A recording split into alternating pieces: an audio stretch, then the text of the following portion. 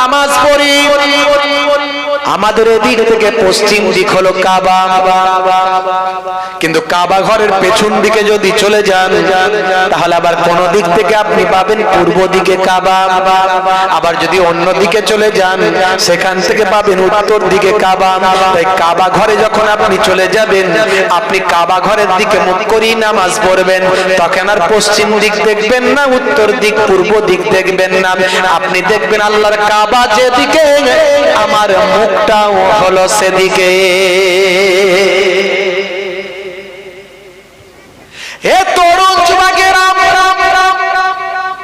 হে আমার বন্ধুরা, হে আমার মুরব্বিয়ানেরা, এই কাবারও কাবা ছিলেন আমার আপনার নবী, আমার আপনার নবীর মর্যাদা আল্লাহ দিয়েছিলেন এই কাবারও কাবার উপরে, এই কাবারও উপরে আমার আল্লাহ আরো বেশি মর্যাদা দিয়েছিলেন আমার নবী। হে তরুণ যুবকেরা শুনে রেখে দেন, যখন মক্কা শরীফ বিজয় হলো, ফাতে মক্কা যখন হয়ে গেল, আমি বেশি লম্বা চওড়া ঘটনা বলবো না, ঘটনা আপনাদের জানা আছে, আমি ঘটনার ওয়াজের দিকে যাব না, যেদিকে যেতে চাইছি সেটা হলো নবীর আখলাক, নবীর চরিত্র, নবীর মান, নবীর মর্যাদা, নবীর সম্মান, আমি সেদিকে চলে যেতে চাইছি। মাঝখানে একটু করে কথা আসছে বলে দিচ্ছি বাবা।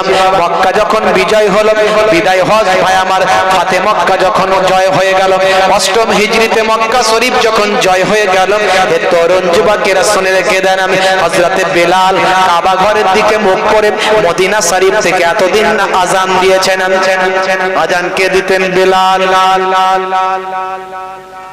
আসসালাতু খায়রুম মিনান নাওম,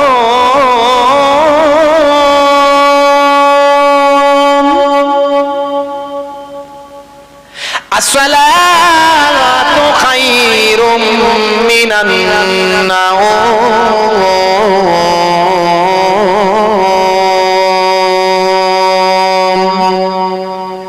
মানে কি? নিদ্রা অপেক্ষা নামাজ উত্তম, নিদ্রা অপেক্ষা নামাজ উত্তম।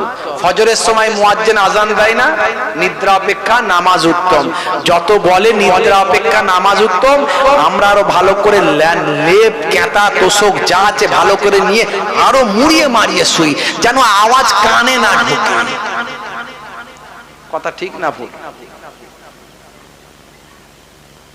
মুয়াজ্জিন আজান দিচ্ছে হাইয়া আলা সালাহ, মুসলমানের ছেলে বলছে ওই তাড়াতাড়ি খেলতে পালা। কেন রে ভাই? বলে মুয়াজ্জিন দেখতে পেলে নামাজ ঘাড়ে চেপে যাবে, তাই ডাক দেবে, ওই বলছো এদিকে আয়, কিন্তু আমি তো নামাজ পড়বো না। দাওয়াত করতে গেছে, বুঝতে পারছো?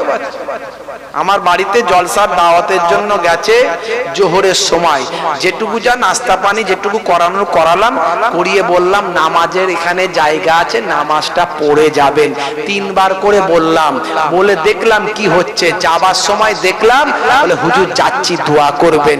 ঘন ঘন শুধু দোয়া নিচ্ছে, তাবিজ নিচ্ছে, ফুক দিয়ে দেন হুজুর, নামাজের বেলায় নামাজটা পড়ছে না।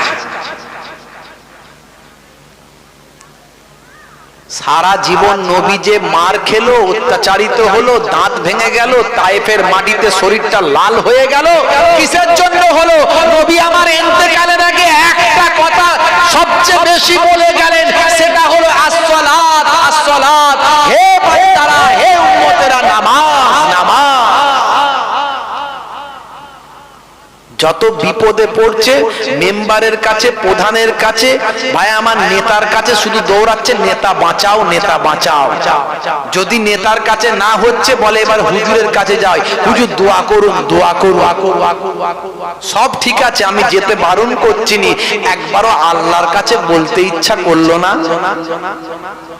আল্লাহ নিজে জানিয়ে দিলেন, ওরে বান্দারে ওয়াস্তাইনু বিসসাবরি ওয়াসসালাহ, কোরআনে আল্লাহ বললেন বান্দা তোরা আমার কাছে সাহায্য প্রার্থনা কর, ধৈর্য এবং নামাজের মাধ্যমে তোদের কি লাগবে বল, আমার কাছে সিজদায় এসে বল। তোরা যদি সিজদায় এসে আমার কাছে চাস, আমাকে বলিস, আমি হলাম দয়াল, আমি হলাম রহমান, আমি হলাম রহিম।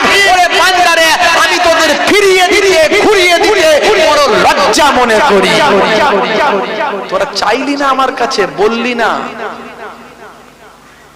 এখানে গেলি, ওখানে গেলি, সেখানে বললি, ওখানে বললি, আমার কাছে নামাজে বললি না। নামাজের বেলায় তোদের এত কষ্ট। নামাজের ওয়াক্ত হবে যখনই, মসজিদে চলে যাও তুমি তখনই। নামাজের ওয়াক্ত হবে যখনই, মসজিদে চলে যাও তুমি তখনই। জীবনের সমাধান পেতে যদি চাও, সমস্যা আমাদের আছে না নাই? জোরে বলেন, সমস্যা আছে না নাই? কেউ কারবার নিয়ে সমস্যায় আছে, কেউ শরীরের রোগ নিয়ে সমস্যা আছে, কার ফ্যামিলি নিয়ে বা বাড়ির লোক নিয়ে সমস্যায় আছে, কার ব্যবসা নিয়ে সমস্যায় আছে, কার চাষবাস নিয়ে সমস্যা আছে, কার অন্য টেনশন আছে।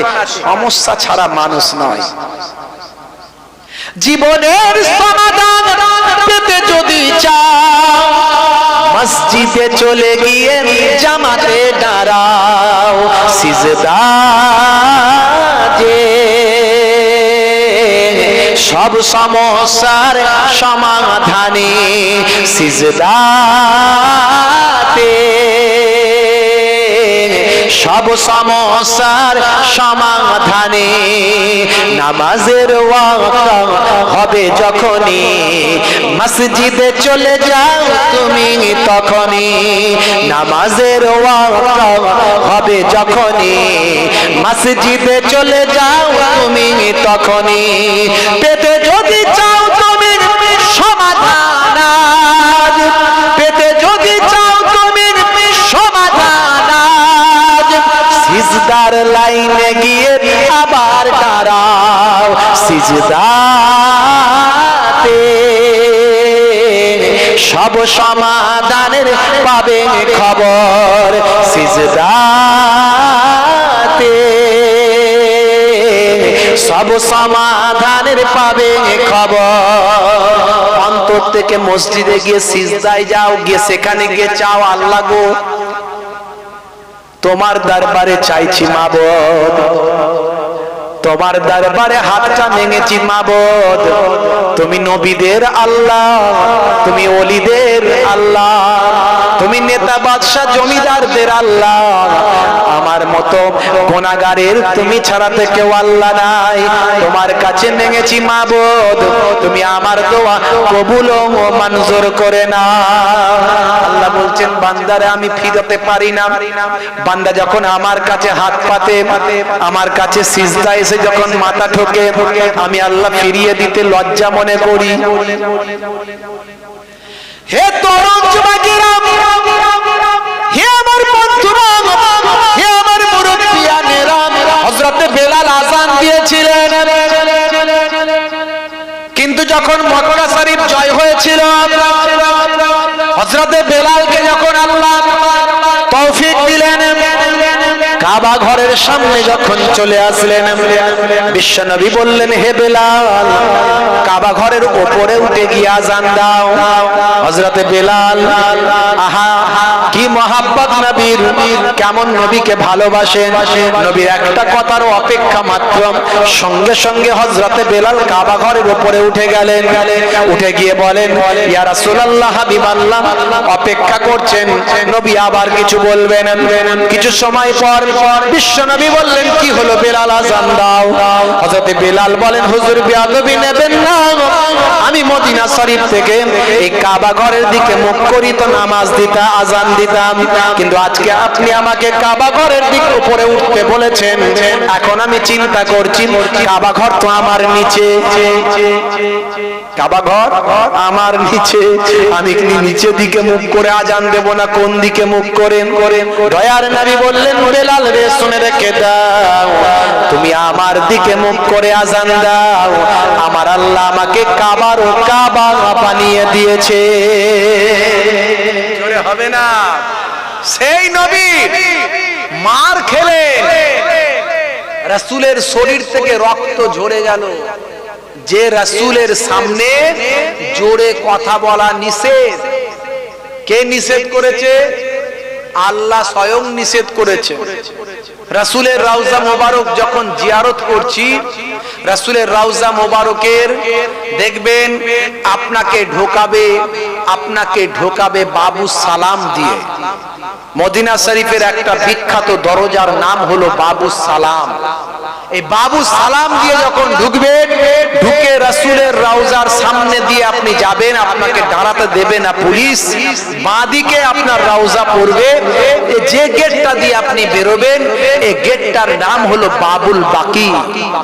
সামনে জান্নাতুল বাকি গোরস্থান, যে গোরস্থানে কথিত আছে রাসূলের 10,000 সাহাবায়ে কেরামের রওজা, আরো অনেক অনেক অনেক।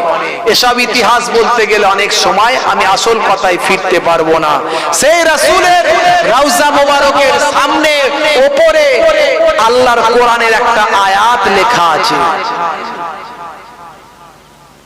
আল্লাহর কোরআনের একটা আয়াত লেখা আছে। কি লেখা আছে? বিসমিল্লাহির রহমানির রহিম, ইয়া আইয়ুহাল্লাযীনা আমানু লা তারফাউ আসওয়াতাকুম ফাওকা সাউতিন নবী।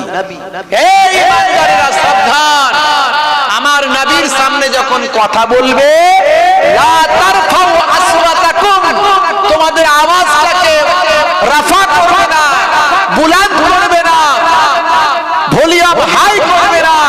ফাওকা সাউতিন নবী, নবীর আওয়াজের থেকে জোরে বলুন সুবহানাল্লাহ। অর্থাৎ নবীর সামনে যখন কথা বলবে আস্তে আস্তে কথা বলবে। আপনাকে সেই নবীর সামনে দাঁড়াতে দেবে না। দাঁড়াতে না দেওয়াই স্বাভাবিক, কারণ লক্ষ লক্ষ মানুষ, আমি এবারে যতটুকু হিসাবে পেয়েছি মক্কা শরীফ মদিনা শরীফে প্রায় 40 লক্ষ মানুষ এট এ টাইম উমরা হজ করছে। 40 লক্ষ মানুষ, বুঝতে পারছেন তো? যাই হোক, সারা বছর চলছে। এত মানুষ সবাই যদি নবীর রওজার সামনে যে কাঁদবো, দোয়া চাইবো, সময় কোথায়? পুলিশ দেবে না। কিন্তু আপনি আদবের সঙ্গে একটু মোনাজাত করবেন, তাও করতে দেবে না, তারা দেবে না।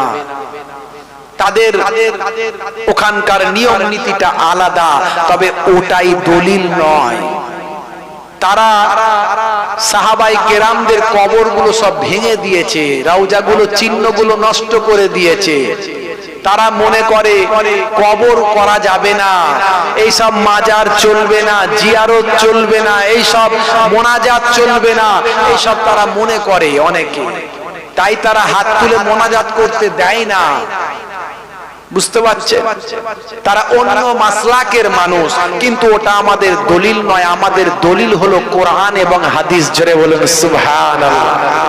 বিশ্বনবী নিজে নিজে তার আম্মাজানের রওজা মোবারক জিয়ারত করেছিলেন।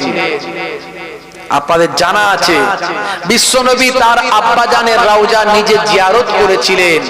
জান্নাতুল বাকির গেটের পাশেতে আজও লেখা আছে রাসূলের ওই হাদিস, জুরু কবুরা ফাইন্নাহা তুযাক্কিরুল মাউতা, তোমরা আল্লাহর মুমিন মুমিনাদের কবরগুলো জিয়ারত করো, মরণের কথা স্মরণে আসবে। বুঝতে পারছেন বন্ধুরা আমার? তরুণ যুবকেরা, হে জওয়ান যুবকেরা, বিশ্বনবী সারা জীবন ধরে আপনাকে আমাকে কি শেখালেন বাবা? দয়ার নবী একদিকে যেমন নামাজ শেখালেন, একদিকে যেমন রোজা শেখালেন, একদিকে যেমন হজ শেখালেন, ভাই আমার, একদিকে যেমন জিকির শেখালেন, কালেমা শেখালেন। হে তরুণ যুবকেরা, তেমন তিনি জাবালে রাহমাতের উপরে বিদায় হজের সময় উঠে গেলেন। বিদায় হজের সময় ওই আরাফাতের ময়দানের পাশে ভাই আমার পাহাড় একটা আছে, পাহাড়, ওই পাহাড়টার নাম হলো জাবালে রাহমাত। এই জাবালে রাহমাতে দাঁড়িয়ে বিদায় হজের ভাষণটা ঐতিহাসিক লাক্ষাধিক মানুষের সামনে বিশ্ব নবী ঐতিহাসিক বক্তব্য তিনি পেশ করেছিলেন। জাবালে রাহমাত। বন্ধুরা আমার, তরুণ যুবকেরা আমার, মদিনা শরীফে মক্কা শরীফে আপনি দুটো বিশেষ ধরনের খেজুর পাবেন। খেজুর খেয়েছেন? বীজ ছাড়া খেজুর খেয়েছেন? বীজ ছাড়া কে কে খেয়েছেন হাত তুলেন তো দেখি। বীজ ছাড়া শাক্কার, ওখানে বলে শাক্কার বলে, আবার বিভিন্ন রকম নাম বলে। কয়েকজন খেয়েছেন বীজ নাই। আচ্ছা বীজ না হলে ফল হবে, গাছ হবে কি গো? বীজ না হলে ফল হবে, বীজ তো লাগাতে হবে। এই মক্কা শরীফে মাঝে মাঝেই তো আবু জাহিল বিশ্বনবীকে ডিস্টার্ব করতো, আপনাদের জানা আছে। কখনো হাতের ভিতর ভাই আমার ধুলোবালি নিয়ে এসে বলল, এই মোহাম্মদ ভাইপো, মানতো না, নবীকে তো মানতো না, শুধু বিয়াদবি করব, কি করে অপদস্থ করব, কি করে লাঞ্ছনা করব, কি করে বঞ্চনা করব, কি করে অপমানিত করব, শুধু এই চেষ্টা ছিল। হাতে করে ধুলোবালি মাটি নিয়ে এসে বলল, এই ভাইপো তুমি যদি সত্যি নবী হও তাহলে আমার হাতে কি আছে বলো তো দেখি, কি আছে বলো তো দেখি। চাচা যান যদি বলতে পারি তাহলে না, তাহলে তোমাকে নবী বলে মেনে নেব। মেনে নেবেন তো? বলে হ্যাঁ। আচ্ছা চাচা যান আপনার হাতে কি আছে যদি আমি না বলি, বরং আপনার হাতে কি আছে সে যদি আমিকে বলে তাহলে কেমন হবে? খুব ভালো হবে, খুবই ভালো হবে। বিশ্বনবী অর্ডার দিলেন, হে আমার চাচা জানের হাতে কি আছো বলো তো দেখি আমিকে। ধুলোবালি কাপড়গুলো হাতের ভিতর থেকে আওয়াজ দিয়ে বলছে, আশহাদু আন্না মুহাম্মাদান আবদুহু ওয়া রাসূলুহু। জোরে হবে না? চাচা রেগে গিয়ে ছুঁড়ে ফেলে দিয়ে বলে, তুমি দেখছি বিরাট বড় জাদুকর হয়ে গেছে। হতভাগা একদম মানতো না, একদম মানতো না। হঠাৎ করে এসে বলল, রাতের বেলা চাঁদনি রাত, জ্যোৎস্না রাত, হঠাৎ করে এসে বলে দিল, আচ্ছা ভাতিজা ভাইপো, আচ্ছা তুমি যদি সত্যি নবী হও, আমি জানি তুমি একজন জাদুকর, তবে জাদুকরের জাদু আকাশে চলে না, তো তুমি ওই আকাশের চাঁদটাকে দুখানা করো তো দেখি। আকাশের চাঁদটা দুখানা করো তো দেখি। চাচা যান সত্যি বলছেন মেনে নেবেন নবী বলে? বলে হ্যাঁ মেনে নেব, জাদুঘরের জাদু তো আকাশে চলে না। বিশ্বনবী এই আপনারা গেলে দেখবেন সাফা মারওয়ার ঠিক পেছনে একটা মক্তব হয়ে গেছে, একটা লাইব্রেরি হয়ে গেছে, একটা কুতুবখানা হয়ে গেছে। আপনারা ওমরা হজে গেলে বা হজে গেলে দেখবেন, খেয়াল করবেন, এগুলো করলে তবে তো ভালো লাগবে না। আরে নবীর জন্মটা কোথায় হয়েছিল, রাসূলের দাদাজানের ঘরটা কোনটা ছিল আপনি জানতে পারলেন না? ওই জাবালে আবু কোবায়েসের পাশে ওই যে এখন কেতাব ঘর হয়ে গেছে, লাইব্রেরি হয়ে গেছে, ওটা হলো মাউলুদুন নবী, বিশ্বনবীর বেলাদাতের ঘর, বিশ্বনবীর জন্মের ঘর। ওই ঘরটাই বিশ্বনবীর পায়দায়েশের ঘর, ওই ঘরটাতেই নবীর জন্ম হয়েছিল।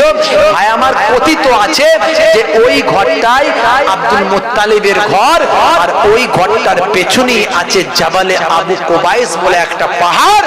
ওই পাহাড়ে ভাই আমার, আর ওই আপনি সাফা মারওয়ার পেছন দিকে গেলি দেখবেন বিরাট টয়লেট হয়ে গেছে, বাথরুম। ওই হতভাগা আবু জাহিল সারা জীবন নবীর উপর দুশ্মনী করেছে, আল্লাহ সারা পৃথিবীর মানুষকে সেখানে পাঠিয়ে তার ঘরে গিয়ে পেচ্ছাপ করিয়ে দিচ্ছেন, যা সবাই গিয়ে আবু জাহিলের ঘরে মুতে আয়। টয়লেট হয়ে গেছে, টয়লেট। সারা দুনিয়ার হাজিরা যায়, আবু জাহিলের ঘরে গিয়ে মুতে আসে। নবীকে জ্বালিয়েছিস, কষ্ট দিয়েছিস, দেখ তোর পরিণাম কি করবি। তো এই আবু জাহিলের ঘর আর আব্দুল মুত্তালিব দাদাজানের ঘর, রাসূলের জন্মের ঘর পাশাপাশি। ভাই আমার ওই যে জন্মের ঘরের পেছন দিকে জাবালে আবু কোবায়েস, এই জাবালে আবু কোবায়েসে দাঁড়িয়ে চাঁদনি রাত্রিতে আবু জাহিলের সামনে ভাই আমার বিশ্বনবী আকাশে চাঁদের দিকে শাহাদাত আঙ্গুল দিয়ে ইশারা করলেন। ইশারা করার সঙ্গে সঙ্গে ভাই আমার চাঁদটা দুটুকরো হয়ে দুদিকে ঝুলে পড়ে গেল। জোরে বলুন সুবহানাল্লাহ। আবু জাহিল বলে, সর্বনাশ, তুমি আমাকে নজরবন্দি করে ফেলেছো মনে হচ্ছে। জাদুকররা জাদু করে নজরবন্দি করে না, ম্যাজিশিয়ানরা পিসি সরকারের ম্যাজিক দেখতে যাচ্ছেন, পাশের যে চেয়ারে বসে আছে তাকে দেখছেন বিড়াল, ডান দিকে তাকিয়ে দেখছেন কি হলো, বলছে দেখো, বলছে বিড়াল। সামনের দিকে তাকা, বলছে যতগুলো সিট দেখছি আমি বাদ দিয়ে সবাই বিড়াল, আসলে নজরবন্দি করে দিয়েছে বলছে। তো ম্যাজিশিয়ান। আবু জাহিল বলছে তুমি তো মহা বড় জাদুকর, আমাকে নজরবন্দি করে দিয়েছো। মনে মনে ভাবছে আকাশের চাঁদ আবার দুখানা হয় না। আচ্ছা লোকজন আসুক, আত্মীয় স্বজন আসুক। বিদেশ থেকে যখন আত্মীয় স্বজন সব ঘরের পরিবারের লোকেরা এলো, তখন বলছে হ্যাঁ গা, অমুক দিনের অমুক টাইমে আকাশের চাঁদটা দুখানা হয়েছিল, দেখেছিলে নাকি? আমার নজরবন্দি আমি ঠিক বুঝতে পারছি না, সত্যি ঘটেছিল, তোমরা দেখেছিলে না আমি ভুল দেখেছি, নজরবন্দি করে দিয়েছিল মুহাম্মদ সাল্লাল্লাহু আলাইহি সাল্লাম। বলে না গো না, আমরা অমুক জায়গায় ব্যবসায়ী ছিলাম, অমুক জায়গায় ছিলাম, অমুক জায়গায় ছিলাম, সেখান থেকে আমরা আকাশের চাঁদটা দুখানা হয়েছে দেখেছি, শুনেছি, আলোড়ন সৃষ্টি হয়েছে। আমরা ভেবেছি হয়তো পৃথিবী মনে হয় ধ্বংস হয়ে যাবে, তাই আমরা অবাক হয়ে গেছি। কি করে হয়েছিল? আবু জাহিল বলছে না গো না, ওটা আসলে মুহাম্মাদুর আঙ্গুল, মুহাম্মদ সাল্লাল্লাহু আলাইহি সাল্লামের আঙ্গুলের ইশারায় হয়েছে। এই কথা শুনে ওই সমস্ত যারা ব্যবসা করতে গিয়েছিল আত্মীয় স্বজন মক্কার মানুষগুলো, তারা যখন জানতে পারলো সত্যি আবু জাহিলের সামনে আঙ্গুলের ইশারায় আকাশের চাঁদ দুখানা হয়েছে, বলছে তাহলে তো নিশ্চয়ই মুহাম্মাদুর রাসূলুল্লাহ আল্লাহর পয়গম্বর, পড়িয়ে দাও মহাবাণী মহাকালেমা। আবু জাহিল মনে মনে করছে এক করতে গেলুম হয়ে গেল আর এক। আমি মিথ্যা প্রমাণিত করতে চেয়েছিলাম আর সত্য প্রমাণিত হয়ে তারা সব ঈমান কবুল করে ফেললো।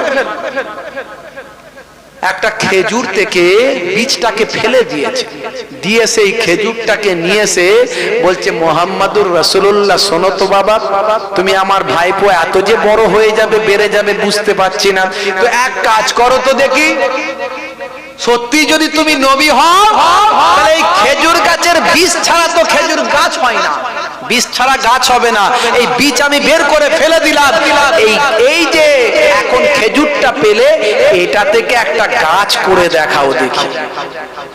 চাচা যান তাহলে সত্যি আমাকে নবী বলে মেনে নেবেন, আল্লাহকে এক বলে মানবেন? হ্যাঁ রে বাবু তাই তাই মেনে নেব।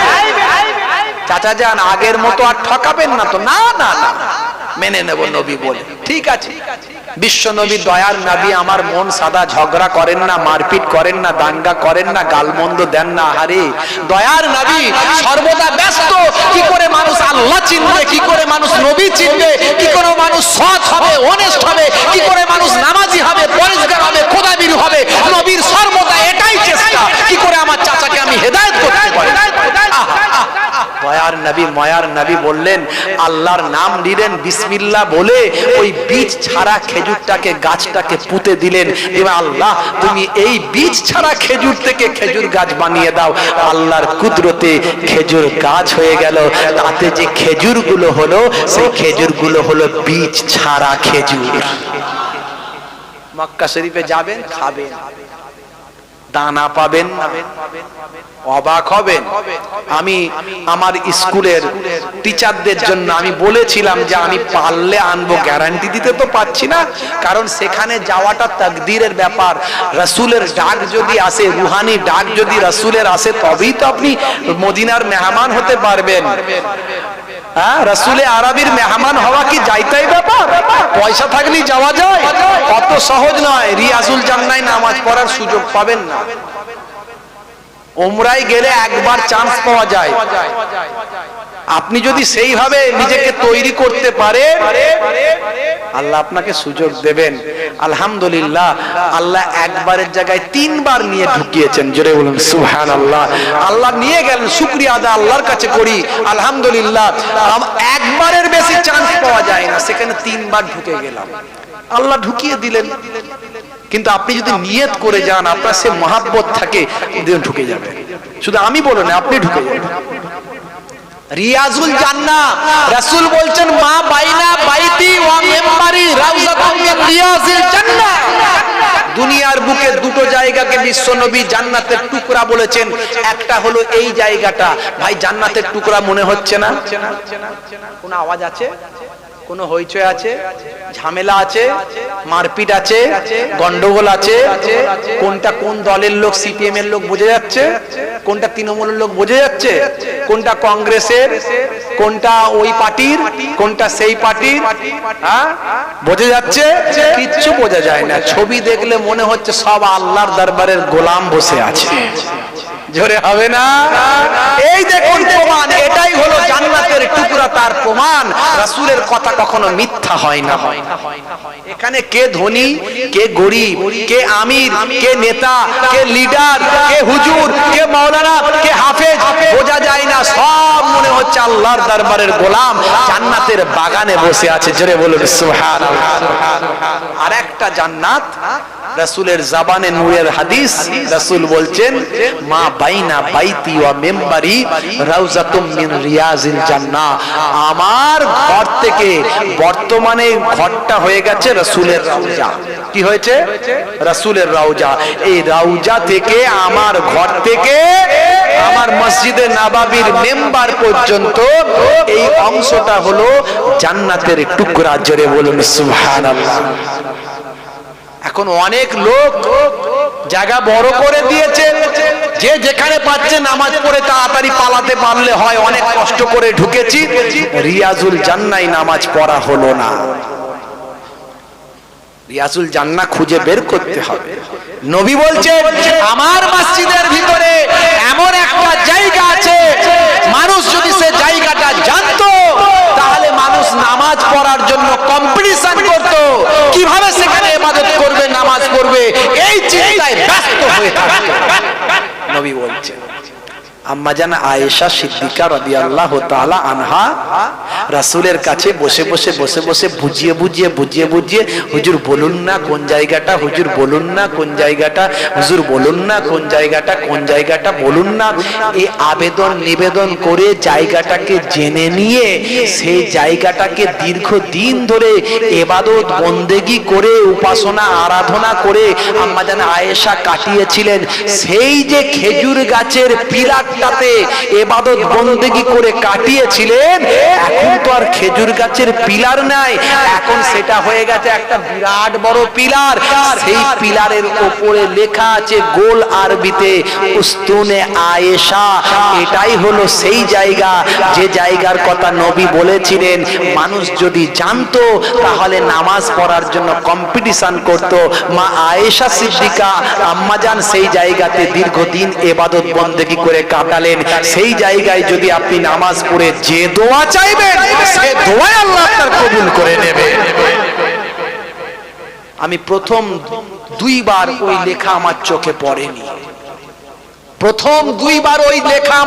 পড়েনি, বিশ্বনবীর যে হাতে গড়া পুরানো মসজিদ, যেখানে কয়েকশো লোকের নামাজের জায়গা, কয়েকশো লোক মাত্র। নবী যখন সাহেল আর সুহাইল দুইজন এতিম বাচ্চার জায়গাতে যখন মসজিদটা করেছিলেন, তখন তো পিলার গুলো হলো খেজুর গাছের লাঠি, খেজুর গাছের ডাল, খুঁটি। এখন সেই কয়েকশো মানুষ নামাজ পড়তে পারতো যে মসজিদে, সে মসজিদে এখন 11.5 লক্ষ মানুষ নিচের তলায় একসঙ্গে জামাতে নামাজ পড়ে। তারপরে তো ওপর তলা আছে। আমি একটা হিসাব করলাম, হিসাব করে পেলাম যে এট এ টাইম মক্কা শরীফে 20 লক্ষ, মদিনা শরীফে 20 লক্ষ, কিছু কম বেশি মানুষ একসঙ্গে নামাজ পড়ে। জোরে বলুন সুবহানাল্লাহ। ওই জায়গায় আমি ভিতরে তৃতীয়বার, আমি দুইবার খোঁজার চেষ্টা করেছি কিন্তু খুঁজে পাইনি। মানুষ পেরেশান হয়ে যাচ্ছে, সব জায়গাটাকেই ভাবছে রিয়াজুল জান্নাহ, কিন্তু না। আস্তে আস্তে আস্তে আস্তে পুলিশের চোখের আড়ালে আপনাকে নামাজ পড়তে সামনে রাসূলের মেম্বারের কাছে যেতে হবে। মানে যে পথটা দিয়ে নবী এখন রওজা হয়েছে, সেই যেই পথটা দিয়ে নবী ঘর থেকে বেরিয়ে মেম্বারে ঢুকছেন, 100% ওই যে আসা যাওয়ার পথটা, ওটা অবশ্যই তো রিয়াজুল জান্নাহ। এছাড়া আরো কিছুটা আনুষঙ্গিক জায়গা রিয়াজুল জান্নাহ। তার মানে এই নয় এখান থেকে সেখান পর্যন্ত। মানুষ জানে না তরিকাত নামাজ পড়ে কোন রকমে নামাজ পড়ে নিয়েছি জান্নাতে, দুনিয়ার বুকে জান্নাতে আমি নামাজ পড়ে নিয়েছি, বাস আনন্দ করতে করতে বেরিয়ে গেল। আসলে কিন্তু নামাজ পড়া হলো না। 6টা পিলার ছিল, 6টা পিলার। যেমন একটা বললাম উস্তুনে আয়েশা, তার পাশে আছে উস্তুনে আবি লুবাবা, সব আরবিতে লেখা আছে, দেখে নেবেন। আমার ইউটিউব নিজস্ব যেটা চ্যানেল, ছোট্ট চ্যানেল, আমাকে অনেক ভাই চ্যানেলওয়ালা ভাইরা চেয়েছিলেন আমি ব্যবসা করার জন্য, দিইনি তাদের। আমি মানুষকে বোঝানোর জন্য আমি এই ভিডিওগুলো সেখানে অনেক কষ্টে তৈরি করেছি, অনেক মেহনত করেছি। আমার একমাত্র ইউটিউব চ্যানেলে সেটা দেওয়া আছে মানুষের সুবিধার্থে, যাতে মানুষ পায়। রিয়াজুল জান্নার ভিতরের আপনি কোনো ছবি পাবেন না, কোনটা মেম্বার কোনটা মেহরাব আপনি বুঝতে পারবেন না, একমাত্র যদি আমার ভিডিওটা দেখেন ওখানে আমি সুন্দর করে, ওই যেহেতু 3 বার আল্লাহ আমাকে চান্স দিয়েছেন, তাই আমি মানুষের খেদমতে যাতে এটা পেশ করতে পারি, তার জন্য 3য় বারে গিয়ে আমি অনেক কষ্টে ওটা করেছি। আপনি দেখতে পাবেন, অনেকটা বুঝতে পারবেন। পুলিশের চোখের আড়ালে পুলিশ 2 রাকাত নামাজ কমপ্লিট হতে না হতে হাত ধরে বের করে দেবে, 2 রাকাত নামাজ কমপ্লিট হতে না হতে হাত ধরে বের করে দেবে, আপনি নামাজ পড়ার সুযোগ পাবেন না। তো যাই হোক ভাইরা আমার, আপনাকে একটু জেনে যেতে হবে, একটু বুঝে যেতে হবে। জাবালে রহমত, যে জাবালে রহমতে দাঁড়িয়ে বিশ্ব নবী আমার ঐতিহাসিক ভাষণ দিয়ে বুঝিয়েছিলেন, শুনে রেখে দাও। একদিকে যেমন আমি নামাজের কথা বলেছি, রোজার হজ যাকাতের কথা বলেছি, তেমন আমি ছোটদের স্নেহের কথা বলছি, বড়দের সম্মানের কথা বলছি। আরবিয়ানদের উপর অনারবের যেমন কোন শ্রেষ্ঠত্ব নাই, আরবিয়ানদের উপর অনারবের, আরবিদের উপর অনারবদের কোন শ্রেষ্ঠত্ব নাই, কালোর উপর ফর্সার সাদার কোন শ্রেষ্ঠত্ব নাই, সাদার উপর কালোর কোন শ্রেষ্ঠত্ব নাই। এমন তিনি সাম্যবাদের সূচনা করলেন। আজকে বড় বড় অথার পণ্ডিতেরা বলেন, পৃথিবীর বুকে একমাত্র যিনি সাম্যবাদের ডাক দিয়ে গেছেন, বিশ্ব নবীর থেকে বড় সাম্যবাদ আর কেউ দেখাতে পারেনি। জোরে বলুন সুবহানাল্লাহ। বন্ধুরা আমার, তরুণ যুবকেরা আমার, মুরব্বিয়ানেরা আমার, সেই নবী কত কষ্ট করলেন, কত মেহনত করলেন আপনাকে আমাকে হেদায়েত দেওয়ার জন্য। আর আমি আপনি মনে মনে করছি এই বছরে একবার মিলাদুন নবী আসবে, ভালো করে বড় প্যান্ডেল করে লাইটিং করে মাইক 5 কিলোমিটার চালিয়ে দিয়ে ভালো করে একদম যে বক্তাকে নিয়ে এলে মারাত্মক ব্যাপার হয়ে যায়। লোকে বলবে দিলি বটে, এসেছিল বটে, আরে বাবু তোরা এনেছিলিস বাবু, ব্যাস এই যে লোককে দেখিয়ে দিয়ে একটু হাতটা নাড়িয়ে দিল, সাকসেসফুল হয়ে গেছে। বুঝতে পারছি? এই উদ্দেশ্য যদি হয়ে যায় কোনো কাজে লাগবে না। কটা মানুষ সকাল থেকে নামাজি হলেন, কটা মানুষ সুদখানা থেকে সুদের কারবার ছাড়লেন, কটা মানুষ বিড়ি সিগারেট ত্যাগ করলেন, কটা মানুষ লটারির টিকিট কাটা বন্ধ করলেন, কটা মানুষ জুয়া খেলা বন্ধ করলেন, কটা মানুষ নামাজি হলেন, কটা মানুষ জেনাখোর থেকে ফিরে এসে আল্লাহ ওয়ালা হলেন, কটা মহিলা পর্দা ওলি হয়ে গেল। আপনাকে চিন্তা করতে হবে আপনার জলসা দেওয়া সার্থক হলো। আমার দাদা হুজুর পীর কেবলা ফুরফুরা শরীফ মুজাদ্দিদুল জামান হেদায়েতের জন্য যদি বাংলার জমিনে তিনি না আসতেন, সেই জামানায় আজ থেকে 100 বছর আগে বাংলার মানুষ যখন কুসংস্কার, অন্যায়, অত্যাচার, পাপাচারে লিপ্ত ছিল, মাথায় টুপি দিতে জানতো না, জুব্বা পরতে জানতো না, দাঁড়িয়ে ভাই আমার বসে ইস্তেঞ্জা করে পানি নিয়ে পবিত্র হতে হয় জানতো না, আপনার আমার পীর মুজাদ্দিদুল জামান সে সময় হেদায়েতের আলো বাংলার মানুষকে দেখিয়েছিলেন। জোরে বলুন সুবহানাল্লাহ। আমি আপনি তাদের দেখানো পথকে শুধু কোন রকমে গতানুগতিক যদি কাটিয়ে দিই তাহলে কি হবে? হে তরুণ যুবকেরা, হে আমার বন্ধুরা, হে আমার মুরব্বিয়ানেরা, শুনে রেখে দিন বাবা, জেনে রেখে দিন বাবা, বেশি আলোচনা করব না। বিশ্বনবী আপনাকে নামাজ শিখিয়েছেন। আজকের যুগের বিজ্ঞানীরা বলছেন নামাজের থেকে বড় ব্যায়াম আর হতে পারে না। বিশ্বনবী আপনাকে আমাকে ওযু শিখিয়েছেন। হে তরুণ যুবকেরা, ব্রিটেনের 2 বিখ্যাত গবেষক ভাই আমার, দোস্ত আমার, ভাই আমার তরুণ যুবকেরা, করোনার সময় তারা গবেষণা করে করে দেখলো হাই রে হাই, যত করোনা বেড়েছে মুসলমান তারা তত তারা ওযু করে দিন যাপন করেছে। করোনা যত বেড়েছে মুসলমান তত ওযু করেছে আর নামাজ পড়েছে। করোনার মেন ওষুধ হলো হাত মুখ ধোয়া, মুসলমান নামাজ পড়েছে, ওযু করেছে, হাত মুখ বেশি বেশি ধুয়েছে। সুতরাং দেখা যাচ্ছে সমীক্ষায় হাই রে হাই এদের ওযু করার কারণে করোনা এদের থেকে পালায়। নবী যা শিখিয়েছে সবের মধ্যে বিজ্ঞান বাস্তবতা প্রমাণিত হয়। বন্ধুরা আমার, তরুণ যুবকেরা আমার, বিশ্বনবী সুন্নতে ইব্রাহিম খাতনা করা শিখিয়ে দিয়েছেন। আপনার আমার ঘরের বাচ্চারা ছোটবেলায় খাতনা দেওয়া হয়, মুসলমানি দেওয়া হয়।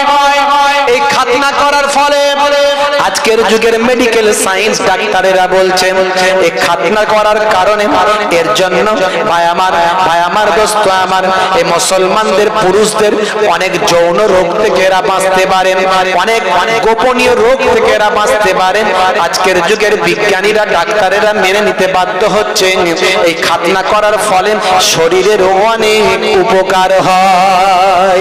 1450 বছর আগে বিশ্বনবী আপনাকে আমাকে বললেন, দুনিয়ার মানুষ শুনে রেখে দাও, মুসলমান পুরুষদের জন্য সোনা এবং রূপো পরা হারাম। কথা ঠিক না ভুল? জোরে বলেন। সোনা এবং রূপো পরা হারাম। যদিও রূপো ভাই আমার 4 আনা পর্যন্ত পারমিশন দেওয়া হয়েছে, সেটা ব্যতিক্রম এক্সেপশন ব্যাপার। মূল কথা হলো সোনা এবং রূপো পরা হারাম। আজকের সায়েন্স বলছে, মেডিকেল সায়েন্স বলছে সোনা এবং রূপো হলো এক একটা ধাতু। কথা ঠিক না বল? এ তরুণ যুবকেরা, এগুলো পৃথিবীর নয়, অন্য গ্যালাক্সি থেকে এসেছে। ভাই আমার, বিভিন্ন পরমাণুর মধ্যে অণু থেকে অণু মিলে পরমাণু, ভাই আমার, তারা র্যান্ডম ঘুরে বেড়াচ্ছে, তাদের মধ্যে ঘর্ষণ হয়ে লড়াই হয়ে পৃথিবীর বুকে ছিটকে পড়েছে হাজার হাজার বছর পূর্বে। সেই ছিটকে পড়ার ফলে কখনো মাটির তলায় গিয়ে লোহা পাওয়া যায়, কখনো মাটির তলায় গিয়ে সোনা পাওয়া যায়, কখনো মাটির তলায় গিয়ে বাবা ভাই আমার দোস্ত আমার ওই কি বলেন ভাই আমার রূপো পাওয়া যায়। এভাবে এটা কিন্তু পৃথিবীর মাটিতে অটোমেটিক তৈরি হয়নি, অন্য জায়গা থেকে, অন্য গ্রহ থেকে, গ্যালাক্সি থেকে পৃথিবীর জমিনে এসেছে। হে তরুণ যুবকেরা, এগুলো হলো ধাতু। এই লোহা, তামা, ভাই আমার ব্রোঞ্জ, এগুলো হলো ধাতু। এই ধাতু আপনার আমার শরীরে হরমোনাল শরীরে বিক্রিয়া ঘটায়। আপনার আমার শরীরে লক্ষ লক্ষ কোটি কোটি লোম আছে, দেখবেন এই লোমের গায়ে গায়ে ছিদ্র আছে। যখন আমরা ঘামাক্ত হয়ে যাই, ঘেমে যাই, যখন ওই ছিদ্র দিয়ে ঘাম নির্গত হয়ে বেরিয়ে আসে। হে তরুণ যুবকেরা, হে আমার বন্ধুরা, শুনে রেখে দিন বাবা, ওই ঘামের সঙ্গে বিক্রিয়া হয়ে আস্তে আস্তে সোনা রূপা ক্ষইতে শুরু করে শরীরে লেগে। সেই ধাতুগুলো আমাদের হরমোনাল শরীরে বিক্রিয়া ঘটায়, শরীরের ভিতরে প্রবেশ করে, আপনার আমার শরীরের ক্ষতি করে দেয়। 1450 বছর আগে বিশ্বনবী বললেন পুরুষদের হরমোনাল শরীরে সোনা এবং রূপো পরা হারাম। আজকের যুগে মেডিকেল সায়েন্স ব্যাখ্যা করে বলল ঠিকই বলেছেন, রূপো এবং সোনা শরীরের সঙ্গে বিক্রিয়া করে হরমোনাল চেঞ্জ করে শরীরের পুরুষের শরীরে ভাই আমার বড্ড ক্ষতি করে। 1450 বছর আগে বিশ্বনবী যেটা বলেছেন আজকের যুগে বিজ্ঞানীরা মেনে নিতে বাধ্য হয়েছে। নবী যা বলেছেন, আমি এর আগে অনেক উদাহরণ দিয়েছি, বেশি উদাহরণে যাব না। বন্ধুরা আমার, একদিকে নামাজ, রোজা, হজ, যাকাত, আর একদিকে নবীর বিভিন্ন গাইডলাইন। কি কি গাইডলাইন? বাবা সুন্নতি পোশাক পরো। পোশাকটা কেমন হবে? হাঁটুর নিচে পর্যন্ত হবে, এটা হলো নেসফু সাত। অনেকে দেখবেন বড় বড় দাড়ি রাখে, এই বড় দাড়ি, বুকের তলা পর্যন্ত, হুজুরদের থেকেও বড়, কিন্তু পোশাকটা কি পরেছে? প্যান্ট শার্ট টাই ইন করে পরে আছে একদম। পোশাকটা কি পরেছে? প্যান্ট শার্ট টাই ইন করে পরে আছে। দাড়ি রাখাটা ফরজ না সুন্নত? জোরে বলেন। সুন্নত। আর এই পোশাকটা নেসফু সাত, হাঁটুর নিচে পর্যন্ত পোশাকটা, এটাও হলো সুন্নত। জোরে বলুন সুবহানাল্লাহ। তাহলে আপনি একটা সুন্নত মানছেন আর অন্য সুন্নত গুলো মানছেন না, খাওয়া দাওয়া যখন করছেন চেটে পুচে করবেন, হাত দিয়ে করবেন। কেন চামচ লাগিয়ে এটা দিয়ে কাটছেন, ওটা দিয়ে ফাড়ছেন, এদিকে পড়ে যাচ্ছে, ওদিকে গলে যাচ্ছে, এইভাবে যে নষ্ট করছেন খাবার, এটা তো সুন্নত নয় বাবাজি। আপনাকে আল্লাহ আঙুল দিয়েছে, হাত দিয়েছে, হাত দিয়ে চেটে পুচে খান। কে কি ভাবলো, কে কি দেখলো, কে কি চিন্তা করলো, এই নিয়ে আপনার মাথা ব্যথা কেন? আপনি যদি নবী প্রেমিক হন, নবী আমাকে যে পদ্ধতিতে খাওয়া শিখিয়েছে সেই পদ্ধতিতে আমি খাবো। চেটে পুচে যদি খান কি হবে? রাসূল বলছেন ইন্নামাল আমালু বিল খাওয়াতিম, শেষের উপরে আমল আছে। বাবু তাম খুলে দেখুন হাদিসের অধ্যায়, একটা শেষের যে আপনি খাদ্যটা, খাবারের অংশটা খাচ্ছেন, তার মধ্যে আল্লাহর রহমত বরকত লুকিয়ে আছে। আর চেটে পুচে খাওয়ার জন্য রাসূল বলছেন এটা হলো সুন্নত। আজকের সায়েন্স বিজ্ঞানীরা বলছেন মুখ থেকে এক ধরনের লালা নিঃসৃত হয়, যে লালাটা আপনার আমার হজমের উপকার হয়। জোরে বলুন সুবহানাল্লাহ। কিন্তু মুসলমানের ছেলে এখন নায়করা কেমন করে খায়, গায়করা কেমন করে খায়। নায়ক গায়করা কি স্টাইলে হাঁটে চলে পরে, নায়কেরা কি স্টাইলে পোশাক পরে খাই দাই করে, মুসলমানের ছেলে সেটাই করে। আছে না নাই? মুসলমানের ছেলে হাই রে হাই। আজকালকার পোলা দেখো সঠিক পথে চলে না, পিতামাতা গুরুজনের কথা তারা শোনে না। আজকালকার ছেলে দেখো সঠিক পথে চলে না, পিতামাতা গুরুজনের সৎ কথা তারা শোনে না। লাল লাল জুতো পায়ে পায়ে, চোখে কালো চশমা, দুই চোখ মেলে খোদে বেদের মেয়ে জোসনা, হেঁটে চলে আঁকা বাঁকা, যাচ্ছে যায় কোথায় দেখো খেপা, গায়ে হাতে ট্যাটু আঁকা, হেঁটে চলে আঁকা বাঁকা। কাছে গেলে দেখা যায় সুস্থ ছেলে না, তিরঙ্গার দুর্গন্ধে টেকা যায় না, তিরঙ্গার দুর্গন্ধে টেকা যায় না। দাওয়াত করতে, নজরানা দিতে, মুসাফা করতে এসছে, মুখে শুধু পুচ পুচ করে ফেলছে। আর হুজুর আসসালামু আলাইকুম, যেই আসসালামু আলাইকুম মুখ থেকে ছিটকে গায়ে হাত পড়ে, এই বাবু দূর থেকে কথা বলো, বাবু দূর থেকে কথা বলো। এত তিরঙ্গা গুটকা, যত অশান্তি বেড়েছে, শান্তি খাচ্ছে, যেখানে বসে সেখানটা চষে দিয়ে বেরিয়ে। এদেরকে হাঁ করতে বললে দেখবেন হাঁ হবে না। হুজুর তাকবীর দিচ্ছে না, দিনে কটা করে খাও? বলছে হুজুর মোটামুটি বেশি খাই না, ওই 15টা 16টা হয়ে যায়। তিরঙ্গা গুটকা খেয়ে খেয়ে শেষ করে ফেলবে। নেশা হলো হারাম। মুসলমানের ছেলে ফ্রি ফায়ার, পাবজি, অনলাইন, মোবাইলে বসে বসে ঘন্টার পর ঘন্টা, সাপে উঠছে আর ময়ে নামছে, ময়ে উঠছে, সাপে নামছে, শুধু এই করে করে মোবাইলে ক্যারাম খেলে খেলে দিনের পর দিন, রাতের পর রাত, ঘন্টার পর ঘন্টা কাজ কারবার, ব্যবসা বাণিজ্য সব পড়াশোনা সব ভুলে গেল, পিতামাতার অবাধ্য হয়ে গেল। রাসূল বলছেন কুল্লু মুস্কিরিন হারাম, প্রত্যেক নেশা হলো হারাম, প্রত্যেক নেশা হলো হারাম। অপচয় খরচা করছেন সময়, অপচয় খরচা করছেন পয়সা, অপচয় খরচা করছেন ইন্টারনেট। ওই ইন্টারনেট থেকে কিছু আপনি হাদিস লোড করুন, ওই ইন্টারনেট থেকে কোরআনের তাফসীর লোড করুন, ওই ইন্টারনেট থেকে নামাজ শিক্ষা লোড করুন, ওই ইন্টারনেট থেকে মোবাইলে আপনি ভাই আমার কি কিছু ইতিহাস লোড করুন, ওই ইন্টারনেট থেকে মানুষের কি উপকার করা যায় সেটা আপনি ভাবুন। সমাজে আপনার কওমটা শেষ হয়ে গেল, কওমের কি করে ডেভেলপমেন্ট করা যায় সেটা আপনি ইন্টারনেট থেকে চিন্তা করুন। ওই সব চিন্তা না করে মুসলমানের ছেলে মোবাইলটাকে এমন হাফ ইউজ, খারাপ ভাবে ইউজ করছে, যেখানে অশ্লীলতা, অন্যায়, পর্ন ভিডিও, বিভিন্ন রকম কমিক, নাচ, গান, ভাই আমার গেম নিয়ে ব্যস্ত হয়ে এই মোবাইলটাই টেনে নিয়ে জাহান্নামের দরজায় ঢুকিয়ে দেবে। আবার যদি মোবাইলটাকে সঠিকভাবে ব্যবহার করতে পারেন, মনে রাখবেন এই মোবাইলটাই আপনার নাজাতের জারিয়া হয়ে যাবে। মুসলমান, আজকে মুসলমানের ছেলে নায়ক গায়কের ভক্ত হয়ে গেছে, মুসলমানের নারী আজকে আনাড়ি হয়ে গেছে, স্বামীকে আর ভালো লাগে না, শ্বশুর শাশুড়িকে আর ভালো লাগে না। হাই রে হাই, রাসূল কি আখলাক শেখালেন, কি চরিত্র শেখালেন। কষ্ট হচ্ছে আপনাদের, আপনাদের কষ্ট হচ্ছে। বিদায় নেব, এটুকু বলে দিয়ে বিদায় নিচ্ছি, লম্বা চওড়া নাই, খুব সংক্ষেপে। হে তরুণ যুবকেরা, একটা ছোট্ট নমুনা দিয়ে শেষে যাই। বন্ধুরা আমার, তরুণ যুবকেরা আমার, জায়গার নাম হলো মিশর। বেশি লম্বা আমি আলোচনা করছি না, বিক্ষিপ্ত আলোচনা।